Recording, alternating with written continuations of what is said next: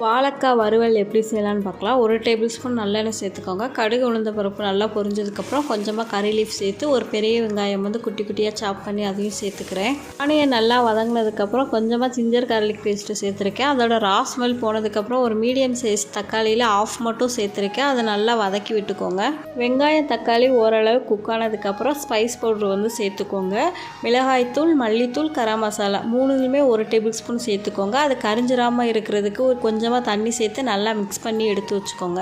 மசாலாவோட raw smell போய் நல்லா எண்ணெய் திரிஞ்சு வந்ததுக்கப்புறம் நம்ம வேக வச்சுருந்த வாழைக்காயை வந்து சேர்த்துக்கோங்க. நான் வந்து வாழைக்காயை தனியாக வேக வச்சு தான் எடுத்து சேர்க்குறேன். உங்களுக்கு தேவையில்லை அப்படின்னா நீங்கள் அப்படியே கூட சேர்த்துக்கோங்க. நம்ம வேக வச்சு சேர்த்துக்கிட்டோம் அப்படின்னா நம்ம வந்து குக் பண்ணுறதுக்கு வந்து ஈஸியாக இருக்கும். இல்லைன்னா அடியில் பிடிச்சிக்கிட்டே இருக்கும். நம்ம டேரெக்டாக சேர்த்தோம் அப்படின்னா அது வேகிறதுக்கும் டைம் ஆகும். அதனால நம்ம லைட்டாக மஞ்சத்தூள், சால்ட்டு சேர்த்து ஒரு 2 நிமிஷம் வேக வச்சு சேர்த்துக்கிட்டோம் அப்படின்னா குக் பண்ணுறதுக்கு வந்து ஈஸியாக இருக்கும்.